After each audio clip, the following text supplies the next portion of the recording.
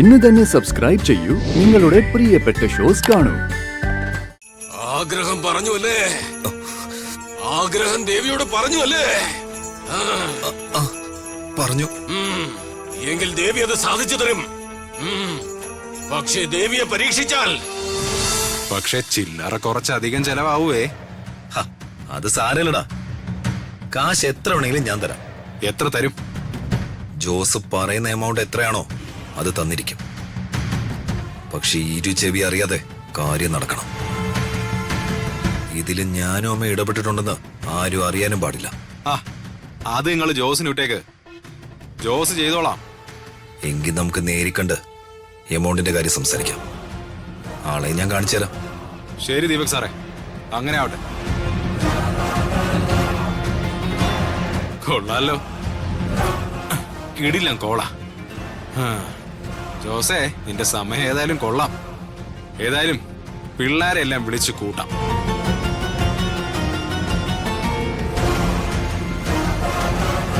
അമ്മേ, സംഗതി ഓക്കെ.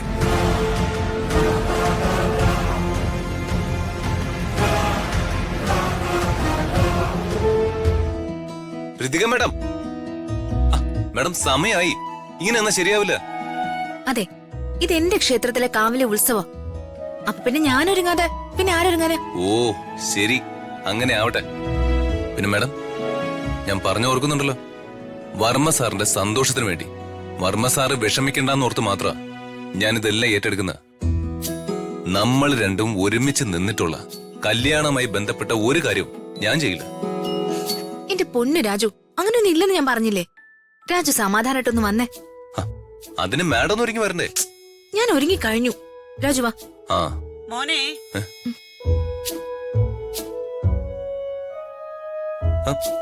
ഇതെന്തിനാമേ? ഇതേ എന്റെ ഒരു നേർച്ചയാ. മോളുടെ കുടുംബക്ഷേത്ര കാവിലേക്ക് ഒരു മാല ഞാൻ നേർന്നിരുന്നു. ശരി, എന്നാ നമുക്ക് ഇറങ്ങാം. അതിന് നിന്റെ ചേച്ചി ഒരുങ്ങി ഇറങ്ങി വരണ്ടേ? പണ്ട് നിന്റെ ചേച്ചിയെക്കാളും വലിയ ഒരുക്കക്കാരിയായിരുന്നു നിന്റെ അമ്മ. ഇപ്പോഴാണ് കുറച്ച് കുറഞ്ഞത്. ഈ മനുഷ്യ. എടി പ്രിയേ, ഒരുങ്ങിയത് മതി.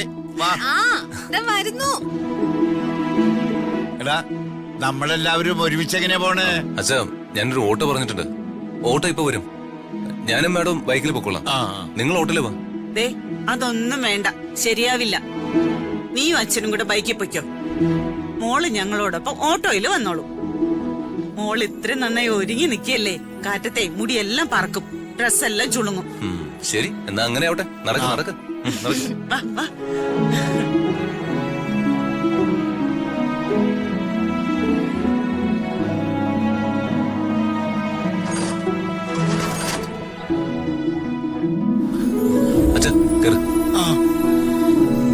ഒരുപാട് നാളായി ഇവന്റെ പുറയിൽ നിന്ന് യാത്ര ചെയ്തിട്ട്.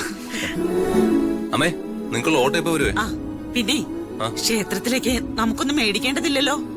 വേണ്ട രഥമേ, അങ്ങനെ നമ്മളായിട്ടൊന്നും കൊണ്ടുപോകേണ്ട കാര്യമില്ല. എല്ലാം ചെറിയച്ഛനെ ചെറിയമ്മ വാങ്ങിയിട്ടുണ്ടാവും. ശരി, എന്നാ നിങ്ങളുടെ ഓട്ടോ ഇപ്പൊ വരും കേട്ടോ.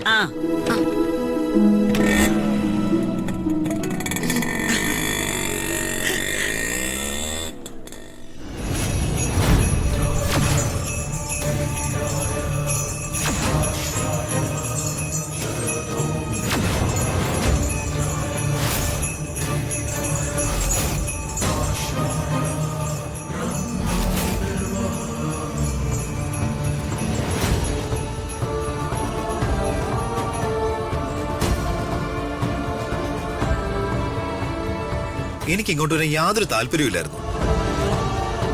പിന്നെ അമ്മ പറഞ്ഞിട്ട് മാത്രം. ദീപകെ, കുടുംബ കാവാണ്. ആദ്യം എത്തി മനസ്സിലെ ആഗ്രഹങ്ങൾ പ്രാർത്ഥനയായി പറഞ്ഞ ദേവി അത് കേൾക്കും. ആഗ്രഹം പോലെ നടത്തിത്തരും. എന്തോ എനിക്കിതിലൊന്നും വലിയ വിശ്വാസമില്ല. എടാ, കാടനും പിള്ളേരും എപ്പോ എത്തും? അത് ഞാൻ ഡീൽ ചെയ്തോളാം അമ്മേ. ദീപകെ, ശ്രദ്ധിക്കണോന്ന് പറയണോ അവരോട്? അറിയാലോ നമ്മുടെ പേര്. നമ്മുടെ പേര് പുറത്ത് വരില്ല അമ്മേ. അമ്മ അക്കാര്യത്തിൽ പേടിക്കേ വേണ്ട. രാജുവിനെ കാടൻ തീർക്കും. എന്നിട്ട് ആ കുറ്റം കാടന്റെ ഏതെങ്കിലും പിള്ളേരേക്കുമെന്നാ കാടൻ എന്നോട് പറഞ്ഞത്. നീ വാ. നമസ്കാരം അംബിക മാഡം. നമസ്കാരം വിശാഖ. കൊള്ളാം, ഉത്സവത്തിന്റെ ഒരുക്കങ്ങളൊക്കെ നന്നായിട്ടുണ്ട്. കഴിഞ്ഞ കുറച്ച് വർഷങ്ങളായിട്ട് കാവും കാവിലെ കാര്യങ്ങളും നോക്കി നടത്താൻ വർമ്മ സാറ് എന്നെയല്ലേ ഏൽപ്പിച്ചിരിക്കുന്നത്. അപ്പോ ഒന്നിനൊരു കുറവും വരുത്താതെ നോക്കേണ്ടത് എന്റെ കടമയല്ലേ? ദിവ്യ സാറേ തൊഴുതോളൂ. ഉത്സവ ദിവസമല്ലേ? കുടുംബത്തിൽ നിന്ന് ആദ്യമായി വന്ന അംഗവേ ദേവിയോട് എന്ത് ചോദിച്ചാലും അത് ലഭിക്കുമെന്നാ. ആണോ? സംശയമുണ്ടോ? എങ്കിലതൊന്ന് പരീക്ഷിക്കണല്ലോ. ശരി. നീ വന്ന് പ്രാർത്ഥിക്കണം മോനെ. ഉം.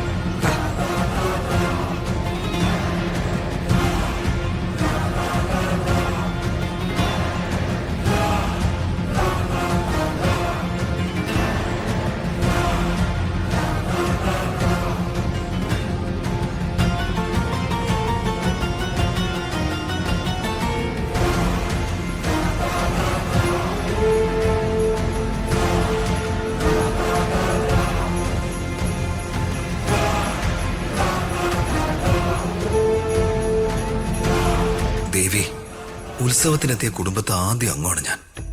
എനിക്കൊരു ആഗ്രഹമുണ്ട്. ആ ആഗ്രഹം ദേവി സാധിച്ചു തരണം.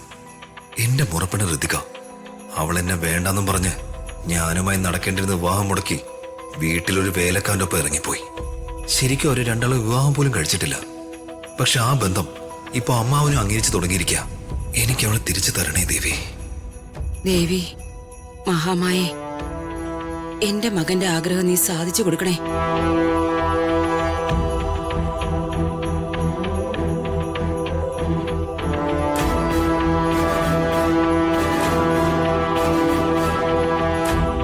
ആ വർമ്മ സാറും മറ്റുള്ളവരും ഒക്കെ അവര് പുറകെ വരുന്നുണ്ട്. ആ ശരി.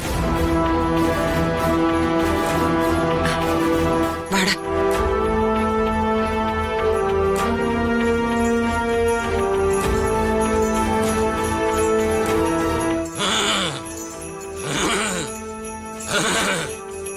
അമ്മേ ദേവി,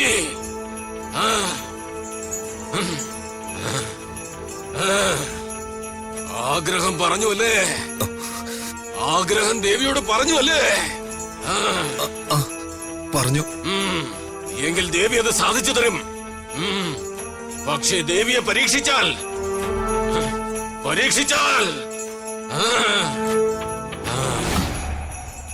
പ്രാർത്ഥിച്ചു.